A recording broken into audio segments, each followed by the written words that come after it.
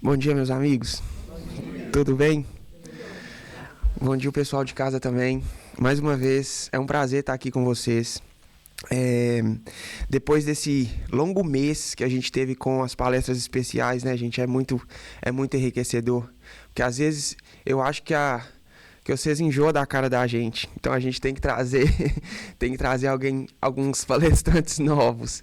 E é muito enriquecedor, gente, porque eles trazem perspectivas diferentes, conhecimentos diferentes, uma maneira, uma didática diferente do que a gente já está acostumado aqui no Getu. Então eu gostaria de começar agradecendo todos os palestrantes que vieram aqui no Getu, que nos presenciaram com as palestras maravilhosas que a gente teve, que dedicaram um pouquinho do tempo deles para dedicar à nossa família Getu aqui. Então, muito obrigado a todos os amigos palestrantes, a todas as casas espíritas parceiras que caminham com a gente aí. Muito obrigado, que Deus continue abençoando todos vocês, meus amigos. Hoje eu tô aqui, mais uma vez, para a gente começar o nosso domingo, para a gente iniciar as palestras públicas do Getu, e eu vou começar com a lição de abertura, gente. Eu escolhi o livro Pão Nosso, que é da coletânea Fonte Viva, dessa dupla dinâmica, Chico Xavier e o Emmanuel. O capítulo que saiu hoje foi o capítulo 97, intitulado de Conserva o Modelo. Conserva o modelo das sãs palavras. Isso está em Paulo, segundo aos Timóteos. Distribui os recursos que a providência te encaminhou às mãos operosas. Todavia, não te esqueças de que a palavra confortadora ao aflito representa serviço direto de teu coração na sementeira do bem. O pão do corpo é uma esmola pela qual sempre receberás a justa recompensa, mas o sorriso amigo é uma bênção para a eternidade. Envia mensageiros ao socorro fraternal. Contudo, não deixes, pelo menos uma vez por outra, de visitar o irmão doente e ouvi-lo em pessoa. A expedição de auxílio é uma gentileza que te angariará simpatia. No entanto, a intervenção direta no amparo aos necessitados conferir-te-á preparação espiritual à frente das próprias lutas. Sobe a tribuna e ensina o caminho redentor aos semelhantes. Todavia, interrompe as preleções de vez em quando, a fim de assinalar o lamento de um companheiro na experiência humana, ainda mesmo que se trata de um filho do desespero ou da ignorância, para que não percas o senso das proporções de tua marcha. Cultiva as flores do jardim particulares de tua afeição mais querida, porque sem o canteiro de experimentação é muito difícil atender à lavoura nobre e intensiva. Mas não fuja sistematicamente à floresta humana, com receio dos vermes e monstros que a povoam, porquanto é imprescindível te preparares a avançar mais tarde dentro dela. Nos círculos da vida, não ouvides a necessidade do ensinamento gravado em ti mesmo. Assim como não podes tomar alimento individual por intermédio de um substituto, nem podes aprender a lição guardando-lhe os caracteres na memória alheia, não conseguirás comparecer ante as forças supremas da sabedoria e do amor com realizações e vitórias que não tenham sido vividas e conquistadas por ti mesmo. Conserva, pois, contigo o modelo das sãs palavras. Muito bacana, gente. Eu fiz umas outras anotações, umas outras reflexões depois que eu fiz a minha leitura, e o convite que Emmanuel faz aqui nesse capítulo, nessa mensagem, é o convite da gente ser fiel ao bem. Porque a gente vem aqui no Getú, igual a gente mencionou, tiveram palestras maravilhosas no mês passado. E essas palestras, eu falo por mim mesmo, motiva muito a gente. Quando tem alguém aqui na frente falando alguma coisa, que a gente está passando por alguma coisa que relaciona com aquilo que está sendo falado, a gente é motivado por aquilo. Vem aquela vontade dentro da gente de tipo, eu vou mudar. Agora eu vou mudar, agora eu vou fazer aquilo que eu tinha que fazer, agora eu vou deixar de fazer aquilo que eu tinha que deixar de fazer. Mas aí a gente, às vezes, não coloca em prática. E aí isso passa. Então, a motivação, ela é muito boa no primeiro momento ali. Mas a ação é o que vai consolidar aquela motivação em ação. E a gente aprende, a gente tá aqui todo domingo escutando essas palavras maravilhosas que essa literatura espírita deixou pra gente. Mas a gente tá colocando em prática? Quando eu falo a gente, eu falo mais eu do que vocês. É mais pra mim do que pra vocês. A gente coloca em prática, eu coloco em prática tudo que eu tô aqui falando pra vocês? Eu tento. Às vezes eu não consigo. Mas a gente tem aquela misericórdia de Deus. Ele sempre nos dá uma nova oportunidade de tentar mais uma vez colocar em prática o que ele está falando. Porque sim, tudo começa com o reconhecimento, tudo começa com a gente saber dentro da gente que a gente precisa mudar, que a gente veio aqui para a nossa reforma íntima, para a nossa reforma moral, que a mudança primeiro vem da gente, não dos outros, mas a gente coloca mesmo em prática. Então, eu sei que é difícil, a gente está no mundo encarnado, a gente vive as provações, as expiações, mas a gente tem aqui o material que a gente precisa para a gente seguir com Jesus. E a gente tem também, por exemplo, uma outra coisa que eu falo, depois que a gente já sabe da necessidade e da importância da caridade, o que a gente tem que fazer? Caridade.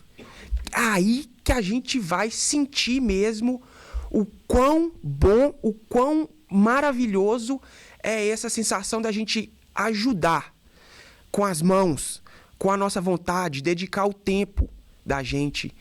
O tempo da gente é a coisa mais maravilhosa, mais rara, maior, a maior coisa que a gente pode doar para alguma pessoa. Eu tenho certeza que se eu oferecesse, vamos supor, $1 milhão aqui para todo mundo ia querer. Mas e se eu coloco na condição que vocês teriam 1 semana de vida? Vocês iam querer? Ninguém ia querer, né? Alguém ia querer? 1 semana de vida em troca de $1 milhão? Ninguém levantou a mão. Isso quer dizer não. Ou seja, 1 semana, a gente está aqui batalhando, a gente saiu lá do nosso país para vir aqui buscar uma condição melhor de vida. Mas ainda assim o dinheiro não é tão importante quanto o nosso tempo de vida. Então que a gente possa usar desse tempo de vida para a gente ser leal a Deus, para a gente ser leal a Jesus, para a gente ser justo com Ele, de tanto que Ele dá para a gente, que a gente possa devolver um pouquinho para os nossos irmãos. Eu vou ler um pouquinho aqui da mensagem que eu fiz o resumo, que eu acho que ajuda muito a gente entender, a sumarizar mesmo essa mensagem que foi feita aqui, que foi passada aqui. Emmanuel nos lembra que não basta apenas falar ou ensinar o bem, é preciso vivê-lo.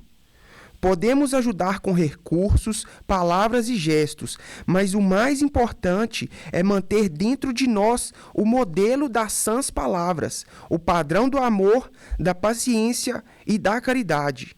Que possamos, então, conservar esse modelo em nossas atitudes diárias, servindo com sinceridade e aprendendo com cada experiência, por menor que pareça. Assim, estaremos realmente seguindo o exemplo de Jesus e semeando o bem com o coração. É isso, gente. Falar, saber da literatura, saber da palavra de Deus, os fariseus também sabiam. E eles foram muito, digamos, não combatidos, eu não queria usar essa palavra, mas eles foram muito interrogados por Jesus sobre: vocês falam muito, mas e as suas atitudes? Então, vendo os seriados cristãos, igual The Chosen, que é um seriado muito falado aqui, que é muito bacana, a novela de Jesus que passou na Record, enfim, vendo todo esse material artístico e literário que a gente tem na televisão hoje, eu falava comigo: eu não quero ser igual aos fariseus, eu não quero ser igual aos fariseus. Mas eu não vou mentir, eu sou muito igual aos fariseus, muitas das vezes, infelizmente, mas a gente está aqui aprendendo, a gente está aqui caminhando, e escolher estar aqui no Getú mais uma vez é um grande passo, meus amigos. Então, que a gente não desista, desculpa, que a gente não desista dessa vontade de estar aqui imerso nessa vibração, nesse magnetismo, nesse conhecimento, porque é isso que vai nos ajudar a dar o próximo passo, que é realmente trabalhar em prol dos nossos amigos. Eu vou convidar vocês agora para a gente fazer a nossa prece, para a gente continuar nos harmonizando, para a gente poder sentir cada vez mais essa energia, essa bênção que a gente tem nessa casa. Esse lugar já estava preparado aqui, muito antes da gente chegar aqui, pelos nossos amigos espirituais, pela espiritualidade benfeitora e pela mentoria espiritual que essa casa aqui tem, gente. Então, a gente, do fundo do coração, agradece todo esse preparo, esse carinho e esse amor que a espiritualidade tem com a gente. Obrigado, irmãos. Obrigado, irmãs. A todos vocês que nos ajudam a seguir com mais facilidade as nossas tribulações. A todos vocês que guiam os nossos pensamentos e as nossas atitudes para o caminho do bem. Jesus, o Senhor é o nosso melhor amigo, o nosso irmão e o nosso Salvador. Obrigado pelo seu amor, pela sua misericórdia e pelo seu perdão, que nos aquece e nos atinge todos os dias. Agradecemos também a Deus pela nova oportunidade de crescimento e melhoramento moral. Que possamos usar dessa experiência, dessa vida, como ferramenta importante no nosso avanço, na nossa subida na escada evolutiva. Que seja mais um domingo abençoado, meus irmãos. Que Jesus continue presente na vida de todos vocês, hoje e sempre. Fiquem com Deus e a gente vai seguir para agora para o Evangelho, que está com Dino? Livro dos Espíritos. Eu sempre faço isso. Desculpa. Livro dos Espíritos, que está com Dino, né? É isso. Muito obrigado. Um bom domingo, uma boa tarde para todos vocês. É bom demais estar aqui, gente. Obrigado.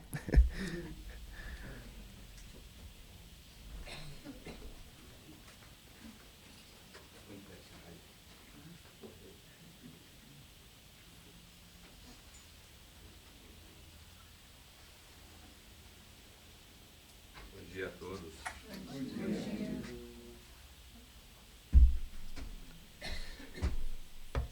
Para quem não me conhece, o meu nome é Dino. Eu estava um tempo fora da casa, com alguns problemas de viagens, mas estamos de volta hoje aqui para começarmos de novo a ceder o nosso tempo, né, como o Kaique disse, para o nosso próprio aprendizado e para trazer aqui o Livro dos Espíritos hoje para vocês, continuação do capítulo da Lei de Conservação, que é uma lei divina, né? Nós paramos na pergunta 722. Hoje era o dia do Luiz, a gente trocou, domingo que vem ele vai fazer no meu lugar, mas vamos lá. Essa parte aqui eu gostaria de lembrar a todos que eu convido a vocês a participarem, a darem opinião, porque nós estamos aqui para isso, para aprendermos juntos, certo?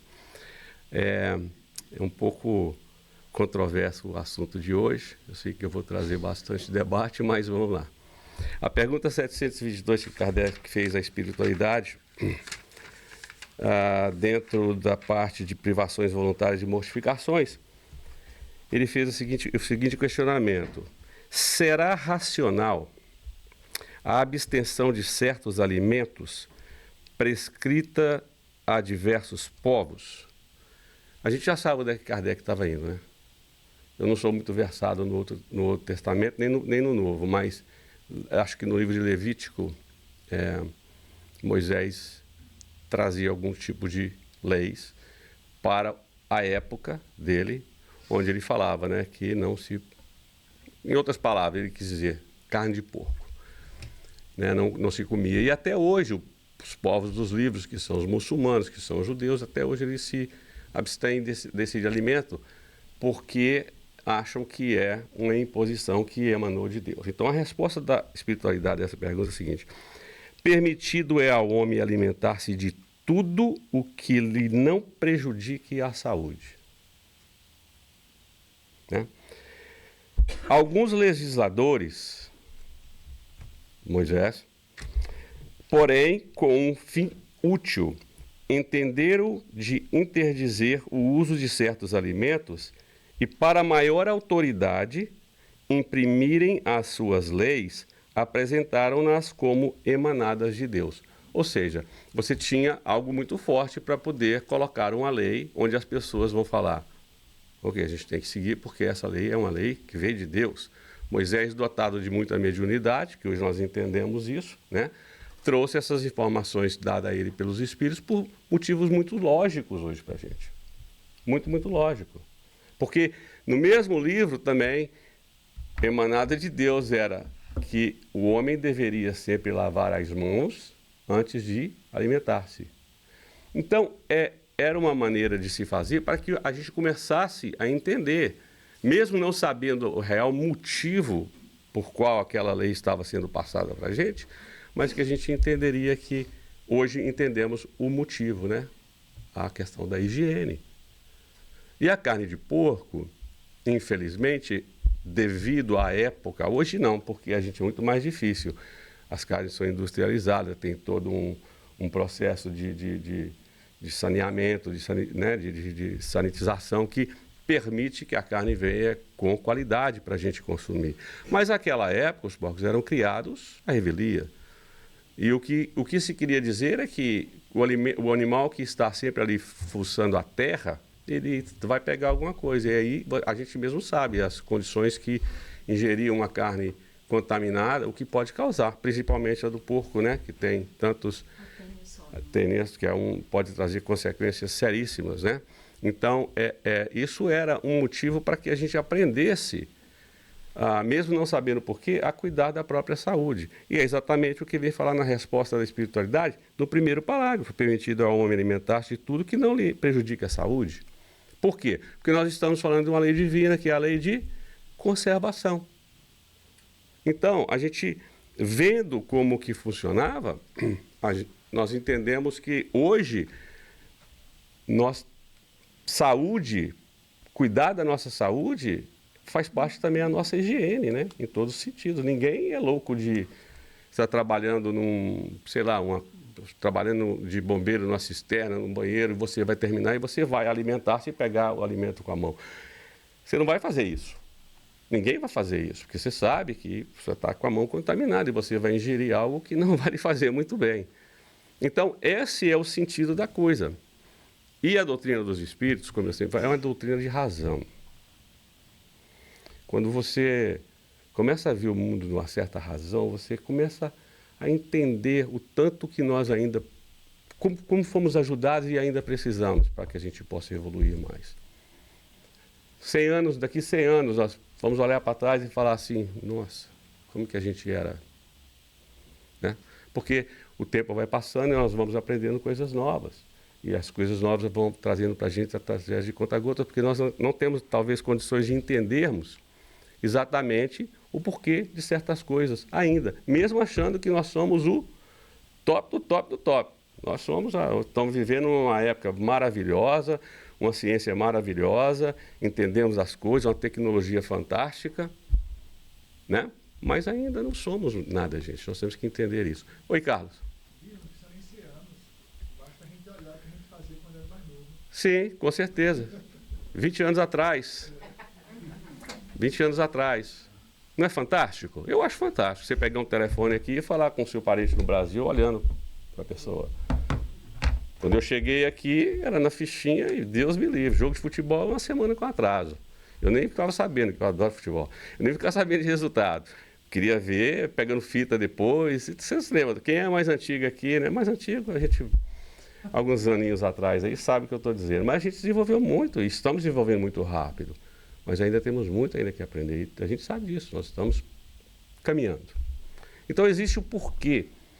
E, infelizmente, ainda há, eu chamo de povo dos livros, né? Que são ainda, que seguem ainda ao pé da letra certas coisas que ainda impede a humanidade de ter, ou principalmente a local, né, de ter um desenvolvimento maior, de ter uma condição melhor de poder aproveitar, né?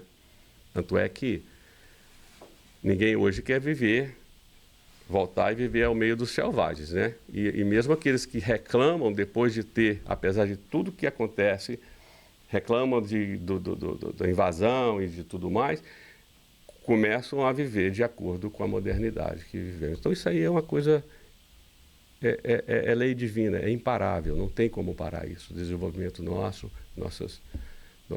caminhar é sempre esse, tá? Para frente, não tem outro jeito. Alguém quer colocar alguma coisa, gente? Não? Podemos ir para a próxima? Então vamos lá. Na 723, olha como que Kardec era perspicaz. Ele perguntou assim: a alimentação animal é com relação ao homem contrária à lei da natureza? O que vocês acham? Já que ele falou no anterior que permitido ao homem é tudo que não lhe prejudica a saúde. Olha a resposta da espiritualidade a essa pergunta. Dada a vossa constituição física, a carne alimenta a carne, do contrário, o homem perece. A lei de conservação lhe prescreve como um dever que mantenha suas forças e sua saúde para cumprir a lei do trabalho. Ele, pois, tem que se alimentar conforme o reclame a sua organização. Antes que a gente comece aqui nas controvérsias, deixa eu tentar explicar mais ou menos o que eu entendi da resposta da espiritualidade. Gente, isso não quer dizer que se você come carne, ou você não come, que você é mais evoluído ou menos, ou o que seja. Não tem nada a ver uma coisa com a outra. O que está dizendo aqui é simplesmente um reforço ao seu livre-arbítrio. O que não pode acontecer é o desperdício. O que não pode acontecer é você fazer uso de algo, e pode ser qualquer coisa, que vale prejudicar a saúde. E a gente sabe, né, que tudo em excesso não é bom. Da mesma forma que ele fez o questionamento da alimentação animal, que é necessária ao tipo físico que nós temos hoje, a nossa Constituição, nós precisamos dela. Por quê? Porque nós não conseguimos viver sem a proteína. Mas estamos caminhando para situações, estamos caminhando para chegar um momento que os nossos corpos serão, não sei, aqui, qualquer outro lugar que seja, serão de uma constituição diferente. E sabemos que a proteína animal vem de onde? Da natureza. O animal se alimenta da natureza. Então, nós temos hoje condições de ver que iremos chegar ao ponto que não vamos precisar de ter o alimento animal, né? Porque o animal que nos alimenta hoje, que alimenta um ao outro, ele está na caminhada dele. Ele desencarna, encarna, sem ter consciência do que está acontecendo. Ele está aqui direto. Não é como nós chegamos, que temos que muitas vezes, já que temos a consciência, que chegamos, depois do nosso desencarne, temos muitas vezes que passar por um processo para que não voltarmos, se tivermos condições de voltar e continuar uma caminhada mais tranquila. O animal não precisa disso. Ele vai e volta o tempo todo, faz parte do momento que vivemos, do mundo em que vivemos, da situação em que vivemos. Então não faz diferença você achar que, não, eu não posso comer. Não, não é isso. Não está falando isso. A doutrina espírita nos traz exatamente isso. Mas nós temos que ter cuidado, porque existe muito modismo também. E nós temos que olhar por esse lado. Viver sem a proteína animal requer um controle muito grande para que você tenha a quantidade de proteínas suficiente para que você consiga manter, né, a lei de trabalho. Um camarada que vive lá no Brasil, vamos lá, coitado, o cara trabalha, não tem uma condição econômica muito boa, trabalha muito pesado. Você acha que ele tem condições de fazer o trabalho dele se ele não tiver a alimentação que ele tem? Se ele começar a tomar pílulazinha e proteína, não tem. Então, a febre que eu falo, que é muito perigoso muitas vezes, é isso. A gente viu um jogador de futebol americano muito famoso, né? Cara super inteligente, muito forte, muito saudável, muito sucesso, que era vegano. Mas aí você fala, eu vou fazer isso porque eu vou ficar do mesmo jeito. Mas ele tinha. E requer muito controle para que você não perca. Então, nós estamos caminhando para isso. Mas quer dizer que você comer a proteína animal seria, vamos colocar aqui, um pecado? Não, não é. E se for, desculpa, porque eu adoro. Levantou a mão. Eu sabia que você ia levantar a mão, Carlos. Na hora que eu li essa pergunta em campo, eu falei assim, o Carlos vai falar desse negócio aqui, quer ver? Fala, Carlos. A proteína vegetal, Uhum. ela não substitui a proteína animal. Por enquanto. Por enquanto. São configurações diferentes, o organismo precisa das duas. Sim. Certo? Mesmo você se alimentando de proteína animal, o organismo precisa de proteína animal. E, como você mesmo citou aí, uma pessoa que trabalha pesado, que trabalha no esporte, ou até mesmo as pessoas que trabalham só com a mente, Uhum. a gente precisa da proteína animal. Sim. O que não pode haver é o desperdício e é o maltrato com o manejo animal. Sim. Isso aí está fora de cogitação. As pessoas podem perguntar por que em processos de cirurgias espirituais, processos de médiuns que estão se preparando para trabalhar mediunicamente, pede para se abastecer da proteína Se abster. animal, se abster Sim. da Da- proteína animal. Sim.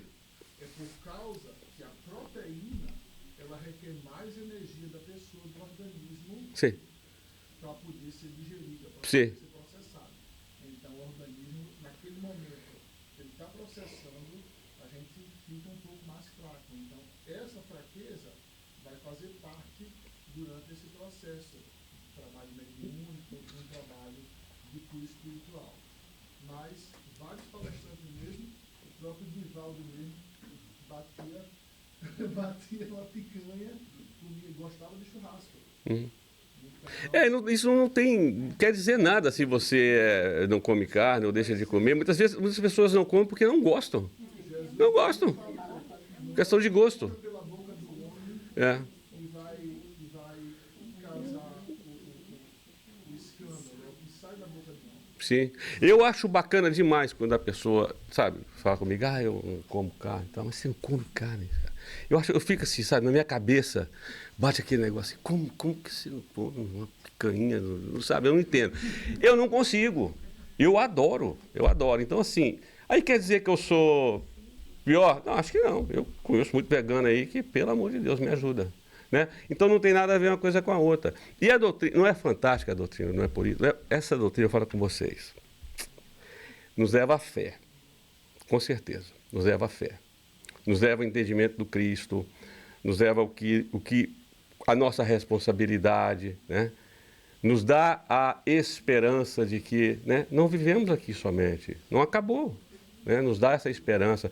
Mas é uma doutrina que tem. Esse livro, por exemplo, dos Espíritos, tem uns ensinamentos aqui que você fala assim, nossa, né, você começa a ver a vida um pouco diferente.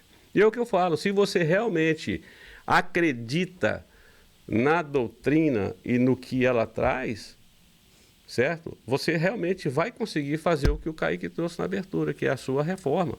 Porque aos poucos você vai conseguindo. Só que você não vai conseguir de um dia para o outro. Mas existem coisas aqui, por exemplo, Se você acredita na reencarnação, ok? Você sabe que nós temos esse presente de Deus que nos dá oportunidade atrás de oportunidade. Senão ele seria fácil para ele, sabe o quê? Ele fazia assim, eu vou fazer o Dinho perfeito, pô, vou fazer, sabe, o Kaique perfeito, o Wallace perfeito, fazer todo mundo perfeito. Morreu. Vamos embora. Você acha que não teria condições de fazer isso? Não, mas qual o mérito que teria nisso tudo para a gente? Você nascer santo, criado santo, com todo o conhecimento. Não, nós temos que viver. Nós temos que aprender. Nós temos que vivenciar. Então, hoje você conversa com várias pessoas, você fala assim, nossa, esse cara é um, ou essa pessoa, né, a gente chama, né, um soul, um espírito, esse espírito é antigo. Esse espírito é antigo. Esse daí é. Vem, ó. Outros você vê que tem uma jovialidade, é um espírito mais novo. A gente tem. Nós não fomos todos criados na mesma época. Vou dar um exemplo para vocês.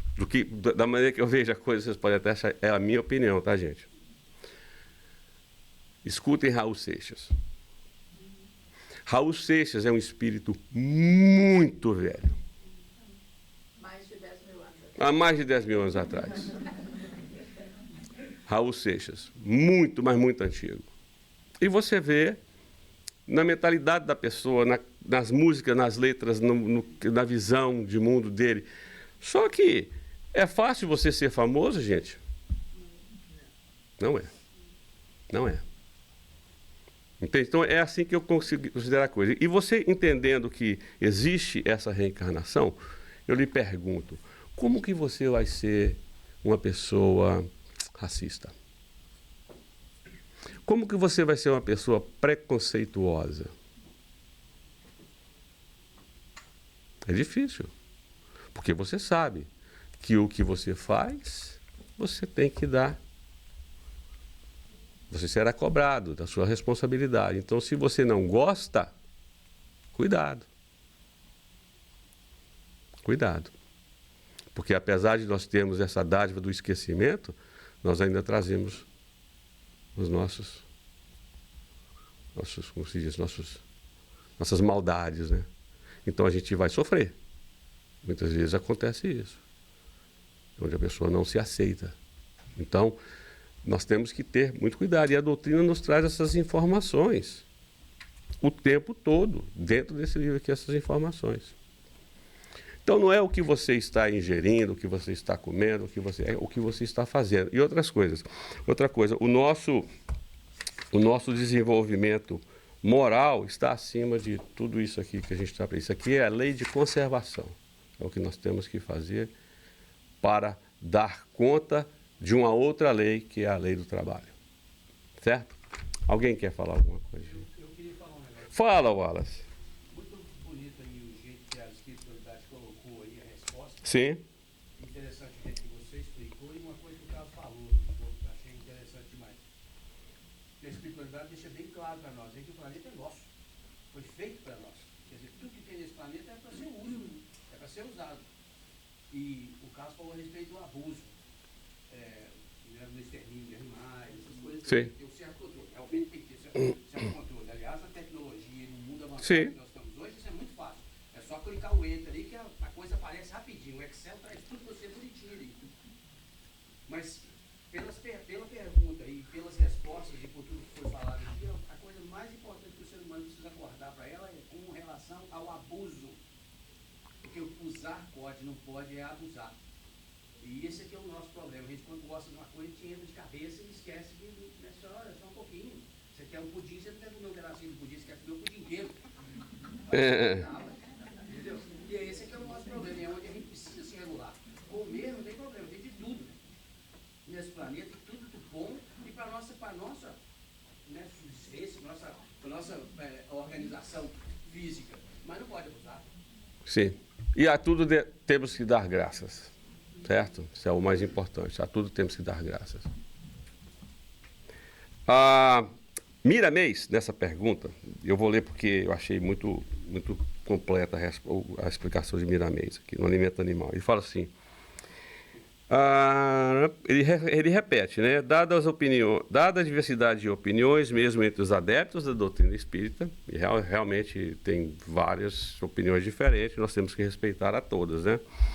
Vamos transcrever aqui a pergunta. Então ele faz a mesma pergunta e a resposta, né? Se é contrário à lei da natureza. Então, dada a vossa constituição física, carne alimenta a carne, e por aí vai. Vocês escutaram a resposta. E ele fala o seguinte: cabe ao homem, por lei, respeitar as exigências do próprio organismo. Lógico. Se você não pode alimentar-se de um certo alimento, não alimenta, né? Desde quando não entre no excesso, por já passar ao desperdício. Não se pode generalizar certos regimes. Eles devem ficar à solta para as consciências escolherem se devem segui-lo. O Evangelho nos fala que em tudo devemos dar graças, pois que essa é a vontade de Deus em Cristo para que todos nós, mas nem de tudo poderemos usar. O alimento animal, com o progresso, deverá ceder lugar à alimentação vegetariana. O homem já está nessa procura. Se a carne tem proteínas indispensáveis à saúde humana, podemos perguntar: de onde vêm elas? Será que não podem ser encontradas em outras fontes? Enquanto se precisa da carne, usando-a com equilíbrio, o não matarás vai se elevando no entendimento da sociedade pelas asas do progresso. Legal que a gente fala, lê Miramês e fala, podia ter lido, né? Primeiro que tá tudo aqui. A imposição é contrária à lei de amor. Isso somente é permitido entre as raças primitivas, onde os encarnados são como crianças que devem ser orientadas e dirigidas sem que o livre-arbítrio possa se manifestar com mais amplitude. Se a organização fisiológica de alguém requer carne animal, este pode enfraquecer se não comê-la e não deve deixá-la. Mas se o organismo já rejeita a alimentação animal, e acontece, eu conheço gente, né, que não gosta, não é para a pessoa, né? Onde é que eu parei? Enfraquecer.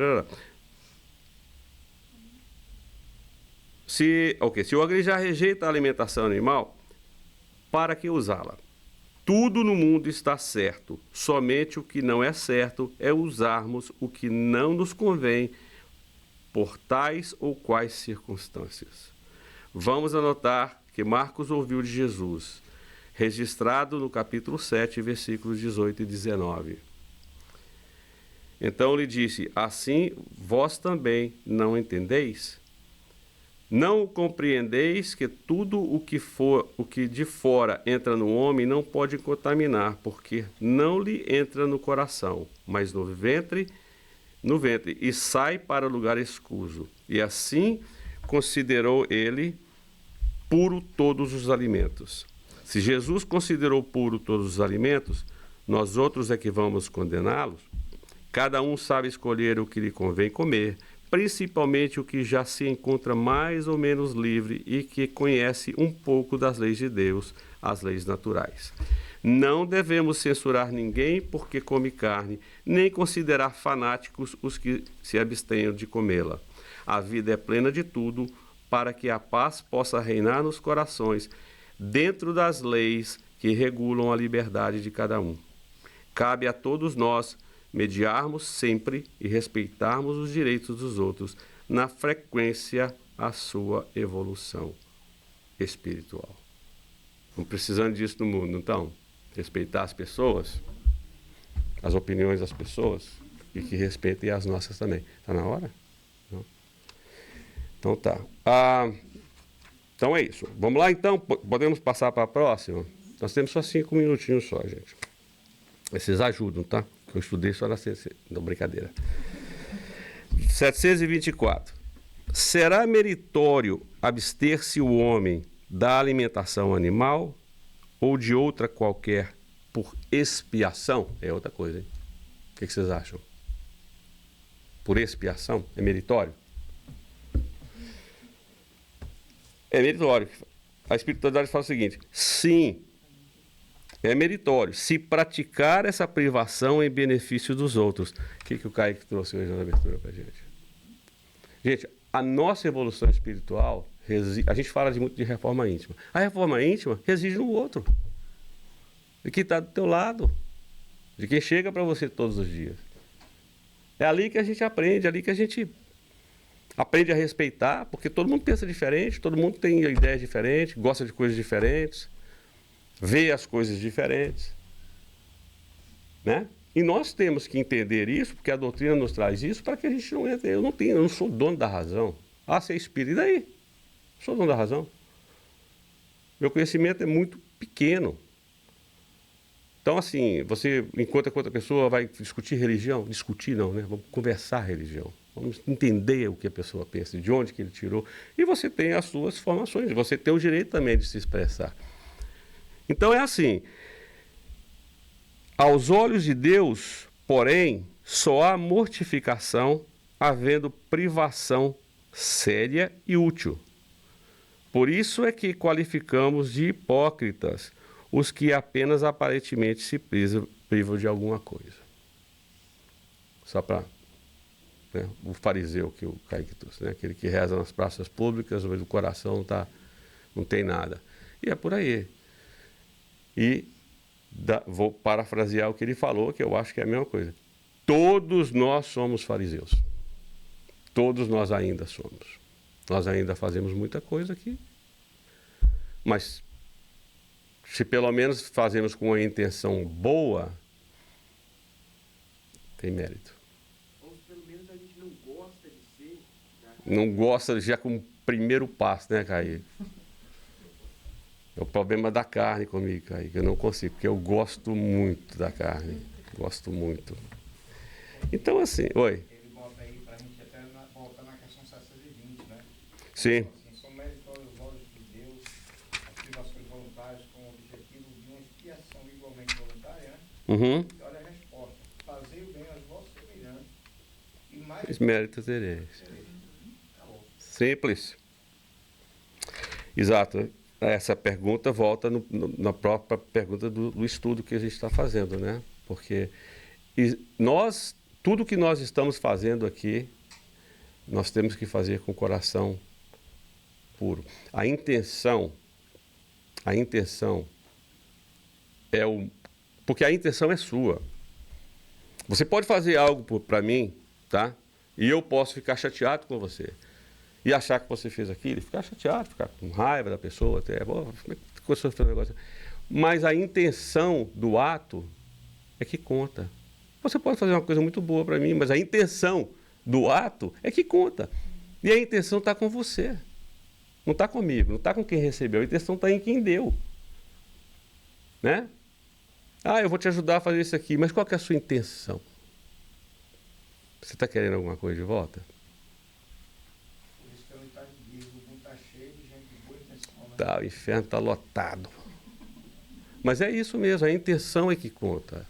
E a intenção é dentro de você. Você sabe. Agora que você bate a cabeça no travesseiro, você sabe o que você fez e qual a intenção que você fez aquilo. O que você queria? Qual o resultado daquilo? Ou você não queria nada, o resultado perfeito. Muitas vezes as coisas não andam do jeito que a gente quer, mas nós temos a consciência tranquila de que não foi o que a gente teve a intenção de fazer, né? Então, essa parte que nós temos que entender. Conviver com o outro é isso. Porque conviver com o outro é fazer as coisas para que você saiba que você vai dormir tranquilo. Não adianta você ser aquele bonzinho e tal, mas as suas intenções são diferentes. Então é isso. Tudo que está falando aqui nessa resposta, você vai praticar como é que é o negócio da pergunta? A alimentação, não, 624. O abster da alimentação, né, se é meritório. Ué, depende da sua intenção. Por que você está fazendo? Né? Então é mais ou menos por aí, gente. Alguém tem alguma colocação para fazer? Oi. Complementando a parte que a gente está falando da alimentação, do proteína, de como carne seca, branca. Uhum. Muita gente confunde a sua forma de alimentar, mistura com religião. E tem muitas pessoas aí que dizem não comer carne porque elas já estão evoluídas. Maravilha. Eu não como carne, por isso pensa que eles já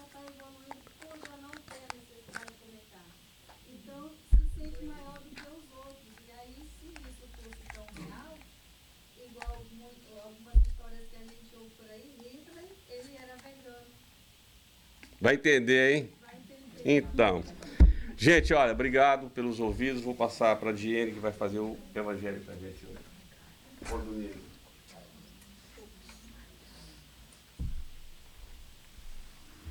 Estou equilibrando a água, gente. Bom dia. Para quem não me conhece, meu nome é Diene. Eu acho que o Dino me apresentou para vocês, né? Mas se não apresentou, muito prazer. Não, eu acho que você apresentou, sim. Eu que estou me apresentando de novo, que eu gosto de me apresentar.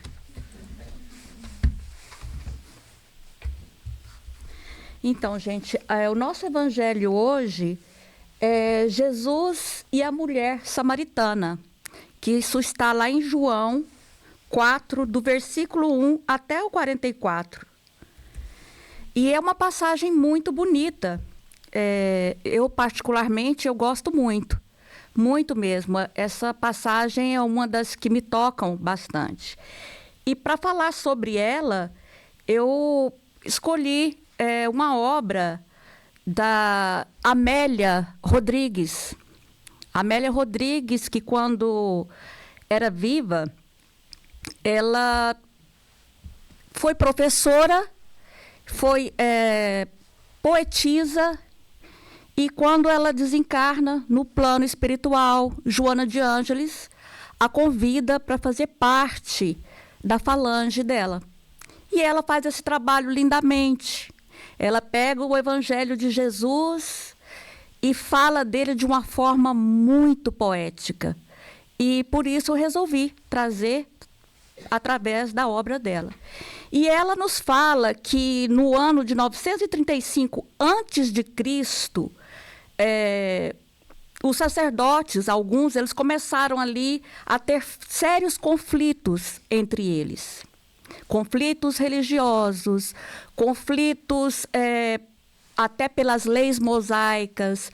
Eles foram tendo aquela briga ali e acabaram se tornando inimigos.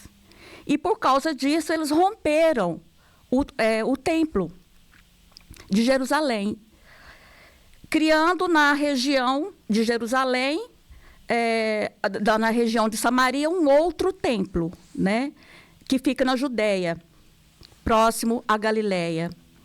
E nessa contenda, eles criaram, com essa inimizade, eles já não participavam mais do mesmo templo, e os judeus começaram a ter os samaritanos como impuros, né? E eles que adoravam em Jerusalém, os samaritanos passaram a adorar no Monte Garizim, segundo o estudo, né? E Amélia agora vai nos descrever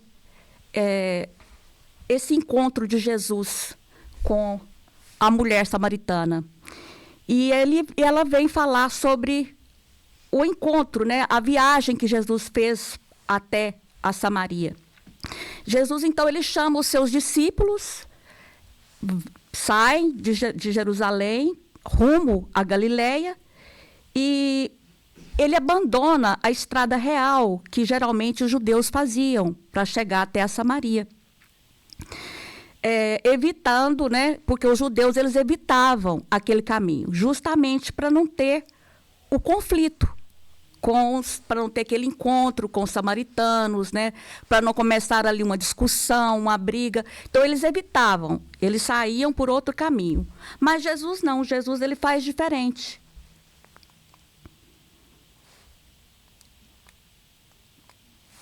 Alguém pode passar para mim, por favor, por um slide? Eu não sei por que não está funcionando. Às vezes está desligado. Ah, estava desligado. Espera aí. A câmera? Sim. Eu trouxe aqui só para vocês entenderem mais ou menos o percurso que Jesus ele fez.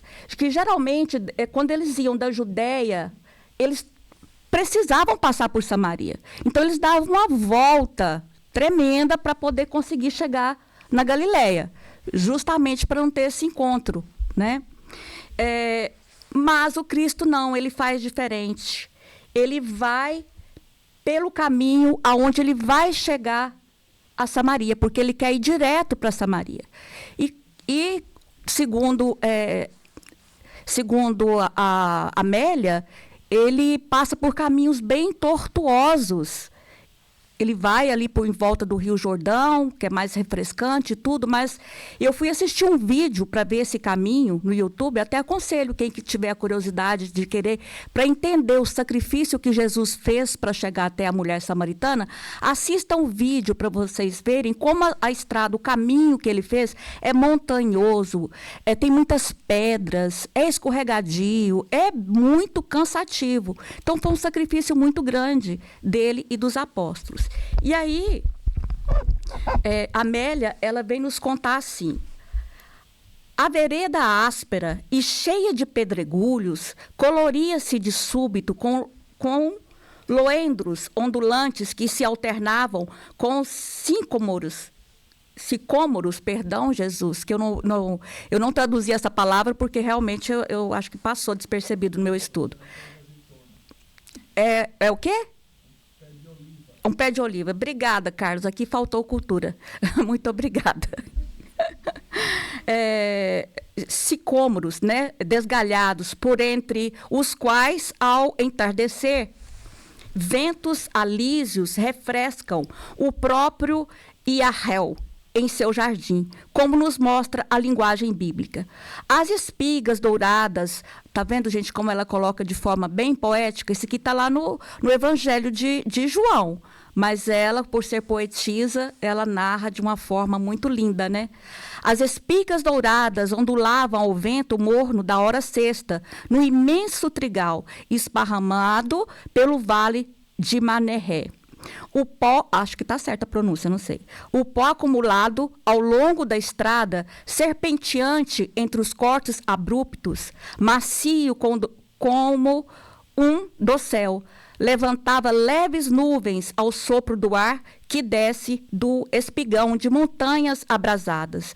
Do cimo dos montes, via-se o mar de longe, àquela hora, por entre colinas esguias, o solo afractuoso, esse aqui eu tive que ir no dicionário, sinuoso, tortuoso, cheio de saliências, de depressões, né? Coleia e se contorce entre as montanhas até aplainar-se no vale viridente. Nuvens brancas e esgarçadas deslizavam pela amplidão do céu. A jornada do mestre e seus discípulos fora longa, cerca de 50 quilômetros.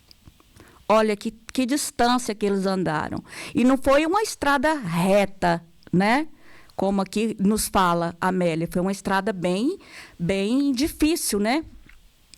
A garganta ressequida, o corpo cansado e coberto de pó, pedem... Gente, eu acho que eu não falei o livro, que ela...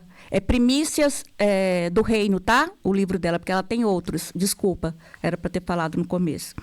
Então, a garganta ressequida, o corpo cansado e coberto de pó, pedem linfa cristalina e refrescante. O que é uma linfa? É uma água pura, né? Uma água pura, cristalina e refrescante. Ao chegarem às cercanias da cidade, o rabi assentou-se junto ao tradicional poço de Jacó, nos terrenos que pertenceram a esse venerando ancião e foram legados ao seu filho José, onde ficara sepultado.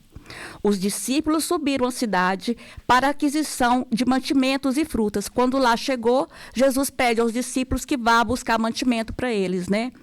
E Jesus aquietou-se em profundo pensamento, perdido na paisagem colorida. Cântaro, que é um vaso com as asas, o vaso é de barro ou de ferro, e ele possui umas asinhas, né? Cântaro ao ombro, mergulhada em íntimas inquietações, uma mulher desce ao poço sob o sol requeimante e a pino. Acontece o encontro. Surpreende-se com o estranho olhar que lhe dirige o forasteiro judeu, que ali parece aguardá-la. Atira, porém, o vaso sobre a água e recolhe o precioso líquido na bilha que repousa sobre o paiol. Sente-se intranquila, como se algo estivesse para suceder-se. Ela estava inquieta já com o coração sentindo que alguma coisa ali ia acontecer, né? Quando se dispõe a tomar o vasilhame e retornar ao lar, ouve: dá-me de beber. Que homem é este que se atreve a dirigir a palavra a uma mulher, sabendo-se que ninguém ousava fazê-lo na rua, mesmo que fosse a esposa, filha ou irmã? Retruca com proposital ironia na voz, com que extravasa a própria amargura.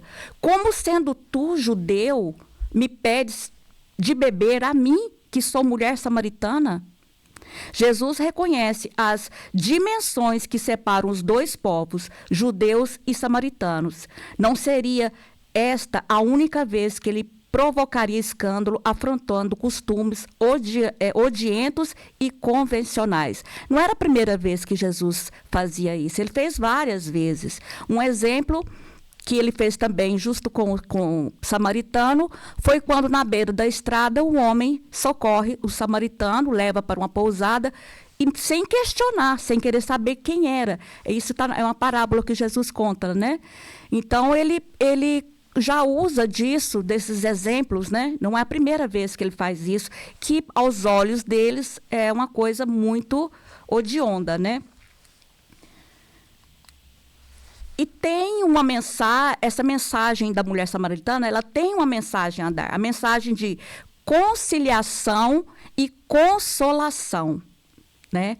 Para isso, deixara propositalmente a entrada do Jordão e subir as serras, programar aquele encontro desde antes. Aquele encontro já estava programado pelo Cristo há muito tempo, né? Aquela mulher, ele a escolhera para ser a condutora do seu aviso a Siquém. Responde-lhe então, sem aspereza, revide, por conhecê-la talvez intimamente. Porque é claro que Jesus conhece o íntimo de cada criatura, né? Todos nós. Então, a sua voz é cantante, compadecida.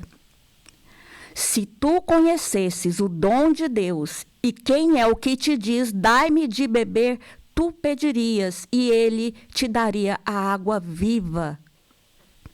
Uma dúvida, porém, a inquieta. O espanto dá-lhe a uma voz tonalidade de respeito. Senhor, exclama, tu não tens como o que tirar e o poço é fundo. Onde, pois, tens a água viva? És tu maior do que o nosso pai Jacó, que nos deu o poço dele, bebendo, ele próprio, seus filhos e o gado?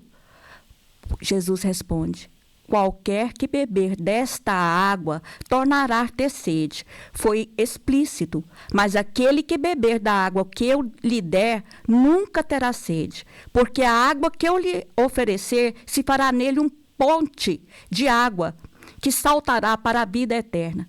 Aqui Jesus deixa bem claro para ela que ele estava ali para derrubar aquelas barreiras intransponíveis.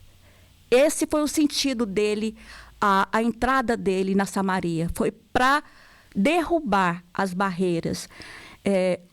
Começando que um homem dialogando com uma mulher já era uma barreira intransponível. Uma mulher sozinha ainda, né? E isso já era a primeira barreira que ele foi derrubar. E os samaritanos, eles consideravam, os judeus consideravam os samaritanos impuros, né? Então, Jesus foi ali para derrubar essas barreiras e construir pontes de reconciliação. Foi o que ele foi levar, a mensagem que ele foi levar. Tanto para os judeus, porque os apóstolos estavam com ele, quanto para os samaritanos, né? E ela fala: dá-me desta água, para que não mais tenha sede, e aqui não venha tirá-la. E Jesus, então, ele percebe que ela não entendeu o que ele quis dizer com a água da vida. Ele entende que ela não compreendeu que não seria aquilo de pegar o balde, não era desta água física que ele estava falando, né? A água que o nosso corpo físico necessita. E Amélia continua: os meigos olhos dele incendeiam-se e se fixam nos olhos dela, penetrando-lhe o recôndito do espírito. Vai chamar o teu marido e vem cá. Ordena-lhe com brandura e segurança. Ela perturba-se, né? E esse era o seu tormento íntimo. Era isso que ela tinha, porque ela sabia que ela era uma pecadora, né? Então, as lágrimas afloram e escorrem abundantes. A palavra empalidece, o vigor nos seus lábios e quase sem fôlego esclarece. Não tenho marido. A vergonha estampa no seu rosto moreno a própria dor. Dissestes bem. Não tenho marido, confirmou Jesus, pois que 5 maridos tiveste, e o que agora tens não é o teu marido, ou seja, ela ainda estava em adultério, com o marido de outra pessoa, no 6º relacionamento. Isto disseste com verdade. Surpreendida, a samaritana não mais ocultava a alegria e a felicidade. Senhor, vejo que és profeta. A mente está em desalinho. Quantas dúvidas a atormentaram a vida toda. Agora está diante de um profeta de Deus. Deve aproveitar cada instante, reabilitar-se, encontrar a paz, por fim. Comovida, interroga com docilidade. Nossos pais adoraram neste monte, e vós dizeis que é em Jerusalém o lugar onde se deve adorar? Mulher, acredita-me, que a hora vem em que nem neste monte, nem em Jerusalém adorareis o Pai. Vós adorais o que não sabeis, nós adoramos o que sabemos, porque a salvação vem dos judeus.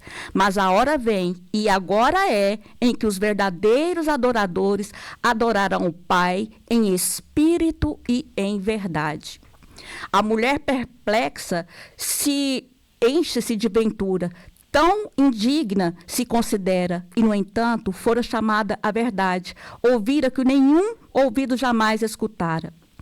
O desconhecido olha em derredor e continua com música harmoniosa nas palavras. Deus é espírito, e importa que os que o adorem em espírito e em verdade. Então, a mensagem que Jesus passa para ela é de que nós não precisamos de templos, de pedras para adorar a Deus. Nos templos religiosos, como aqui hoje, na Casa Espírita, quando a gente vem e estuda, nós adquirimos o quê? Conhecimento. Adorar a Deus vai mais além do que adquirir somente conhecimento. Necessário, claro. Mas a adoração verdadeira é o cumprimento do amor de Deus em nossas vidas, né? No trato com o nosso próximo, como que nós estamos tratando as pessoas. Esse é o adorar a Deus, na obediência às leis divinas, né? No amar os nossos inimigos, é uma parte ainda mais complicada, né? Então, que adorar a Deus exige de nós muito, muito, porque não é fácil adorar os inimigos, né? Pois nós ainda não temos essa condição. Eu mesma, eu falo por mim, eu ainda não tenho essa condição de amar alguém que me fez muito mal. É muito difícil. Então, é esse templo que Jesus estava se referindo a ela, o templo do coração. Então, no templo físico é o conhecimento, no templo do coração é o amor. É isso que Jesus estava transmitindo para ela, e ela não havia entendido ainda. E ela responde assim: eu sei que o Messias, que se chama o Cristo, vem, e quando ele vier, nos anunciará tudo. Jesus responde de uma forma muito amorosa, eu acredito, com aquele olhar que só ele possui, né? Ele responde: eu o sou, eu que falo contigo. Por isso digo que a salvação vem dos judeus. Estava diante dela o caminho, a verdade e a vida. Diante dela. E ela fica tão feliz ali com aquele encontro, ela fica tão feliz que Amélia Rodrigues, ela fala assim: a mulher está conquistada. Jesus a conquistou naquele momento. De tão feliz que ela ficou, porque ela reconheceu o Cristo. Ela reconheceu nele o amor o amor diante dela. Ela reconheceu nele o caminho, a verdade e a vida, né?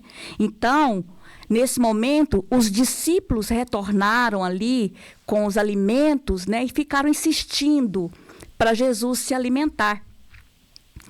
E a samaritana toma o cântaro e demanda para a cidade.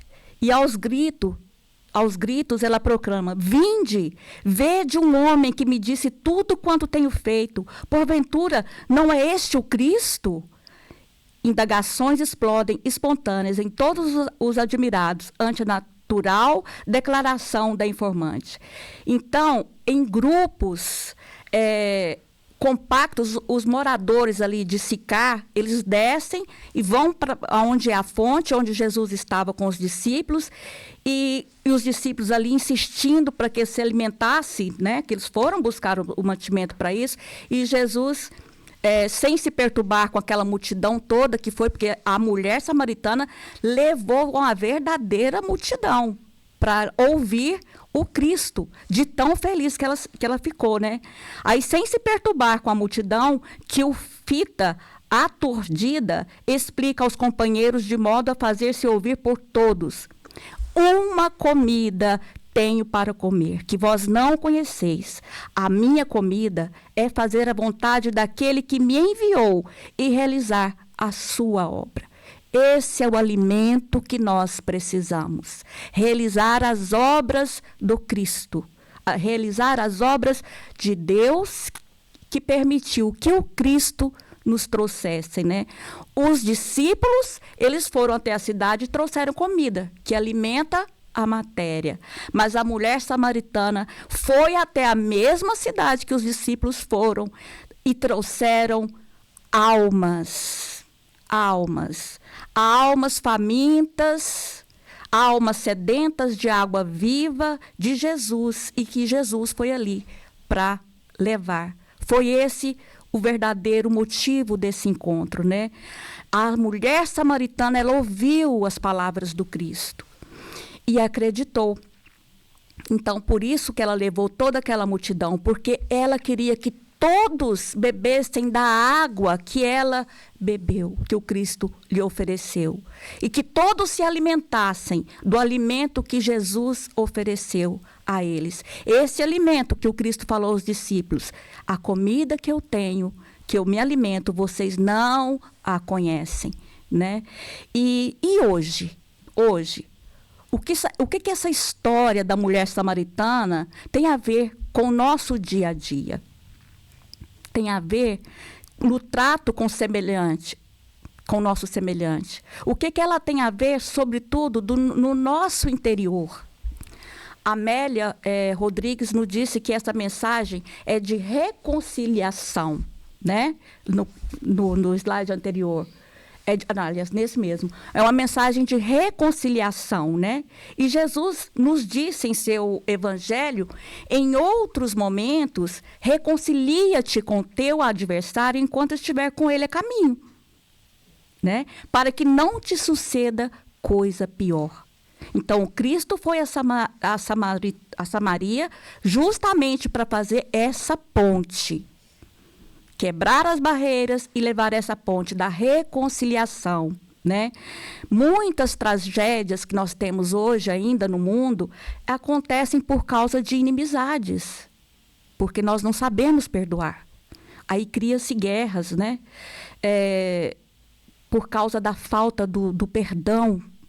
A gente tem pessoas que ficam anos sem conversar com o irmão, com o filho, às vezes por coisas tão banais, passa anos sem falar com um amigo que às vezes um dia foi tão caro ao seu coração, e por uma questão de orgulho, uma questão da falta do amor, do perdão de Deus, gira-se briga, intriga, inimizades, né?